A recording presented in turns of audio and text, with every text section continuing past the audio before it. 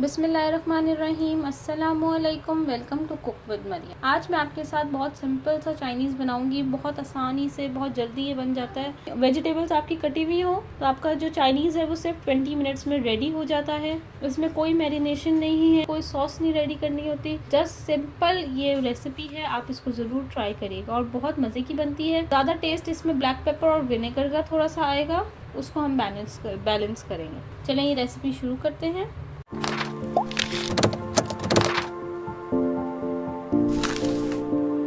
सब वेजिटेबल्स को मैंने फ्रेंच फ्राइज की तरह काटा है, जूनियर कटिंग की हुई है। Chicken 1 cup, soya sauce 1 tablespoon, vinegar 2 taste, मैंने यहाँ पे 1 टेबलस्पून ले लिया है। अगर मैं टेस्ट करके देखूंगी, अगर मुझे चाहिए होगा तो मैं और भी ऐड करूंगी। Salt 2 taste, black pepper 1 tablespoon, और इससे ज़्यादा भी मैं ऐड कर सकती हूँ क्योंकि इसमें फ्लेवर जो है वो ब्लैक पेपर का ही आएगा। व्हाइट पेपर 1 टीस्पून, गोभी, कैबेज 1 स्मॉल, कॉर्नफ्लावर 1 स्मॉल, गाजर, कैरेट 3, शिमला मिर्च, कैप्सिकम 2, मटर, बीन 1 कप, आलू, पोटैटो 2 मीडियम, ऑयल 2 टेबलस्पून। यहाँ पे मैंने एक नॉन स्टिक पैन ले लिया है, फ्राइंग पैन। इसके अंदर जो है मैंने ये ऑयल ऐड कर दिया है। अब मैं इसके अंदर चिकन ऐड कर दूंगी। ये गर्म हो गया है। अब मैं इसके अंदर चिकन छोटा छोटा क्यूब फॉर्म में मैंने इसको काट दिया था, उसको हल्का सा फ्राई करूंगी। उसके बाद अब मैं इसके अंदर ये मटर ऐड कर दूंगी, मिक्स करूंगी। 1 मिनट के लिए इसको फ्राई करूंगी। 1 मिनट बाद मैं इसमें ये फूल गोभी ये ऐड कर दूंगी। 1 मिनट के लिए इसको फ्राई करूंगी। 1 मिनट हो गया है। अब ये मैं कैरेट ये ऐड कर दूंगी। 1 मिनट और फ्राई करूंगी। 1 मिनट हो गया है कैरेट को फ्राई हुए। अब मैं इसमें ये पोटैटो ये ऐड कर दूंगी, मिक्स करूंगी अच्छे से। सॉल्ट ये ऐड कर दूंगी, ब्लैक पेपर ये ऐड कर दूंगी, व्हाइट पेपर ये ऐड कर दूंगी, विनेगर ये ऐड कर दूंगी, सोया सॉस ये भी ऐड कर दूंगी। मिक्स करूंगी अच्छे से। अब इसके अंदर कैप्सिकम ये ऐड कर दूंगी और बंद गोभी ये भी ऐड कर दूंगी।